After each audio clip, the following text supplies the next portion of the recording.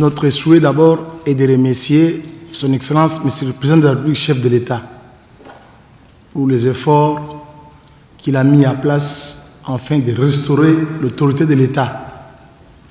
Au moment où je vous parle, la commune de Maluku, la population remercie le chef de l'État. Il dit merci au chef de l'État pour l'action qu'il a mis en place. Je crois que dans les 72 heures déjà passées, il y a des calmes dans certains coins.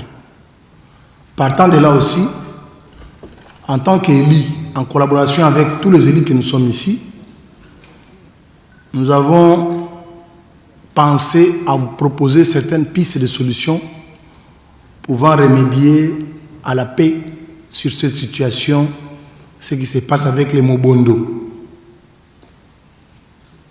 Je crois que nous avons suivi une fois la télé, les 4 gouverneurs de province étaient ici devant vous.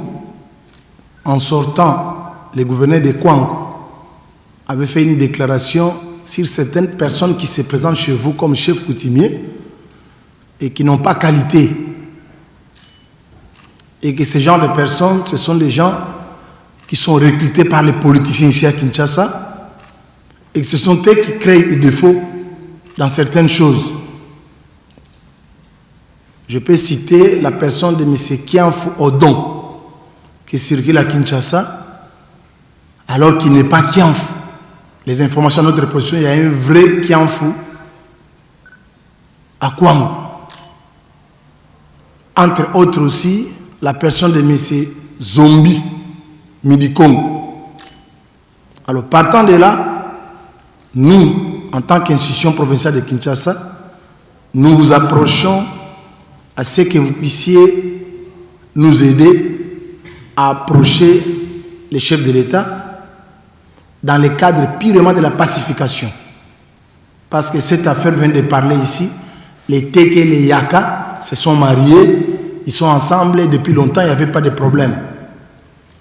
Et pour remédier à cette situation, pour qu'il y ait du calme sur l'ensemble de notre ville de Kinshasa, nous proposons à ce qu'il y ait, sous l'impulsion du chef de l'État, qu'il y ait une commission interministérielle composée du VPM de l'Intérieur, VPM de la Défense, le ministre de la Justice, le ministre des Affaires sociales, les 4 gouverneurs des provinces concernées, Kinshasa, Kwangu, Kwilu et Maïndombe, les élus nationaux de toutes ces provinces, les élus provinciaux, avec les vrais chefs coutumiers, ceux qui sont répertoriés au ministère de l'Intérieur, afin de réexaminer cette situation pour remédier le climat de paix et qu'ensemble, nous allons retourner comme on était auparavant. Ça va remédier un peu la paix. Parce que ce qui se fait souvent avec des chefs coutumiers ramassés, ce qui se dit derrière les politiciens, ça ne va pas retourner la paix. Vous avez parlé ici que nous sommes les premiers à contribuer pour dénoncer les gens. La sécurité nous intéresse tous. Partant de là, je crois qu'avec ce genre de commission, vous allez tirer au clair et la situation sera rétablie. C'est juste un complément par rapport à l'intervention de notre président pour que vous puissiez en avoir nos préoccupations. Merci.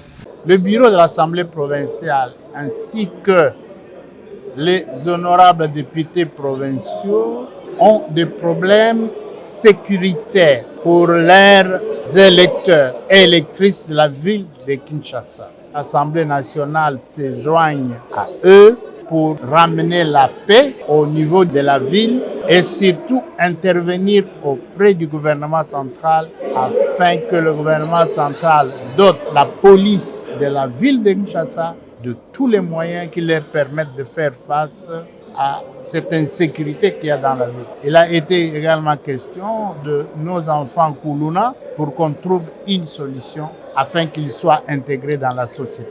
La situation géopolitique de Kinshasa nous inquiète. C'est ainsi que nous avons levé l'option de venir nous ressourcer auprès de la deuxième personnalité de ce pays, qui se trouve également être le seul sage de la République. Parce que lorsque vous regardez l'ossature institutionnelle actuelle de la RDC, il n'y a personne de son âge à ce genre de poste.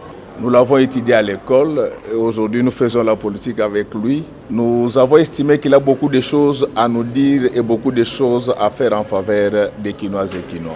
Ce qui nous inquiète, ce sont ces tueries récurrentes, c'est cette insécurité à la porte de la ville de Kinshasa entre Teke et Yaka. C'est cet encerclement dont nous sommes victimes aujourd'hui du fait de nos agresseurs.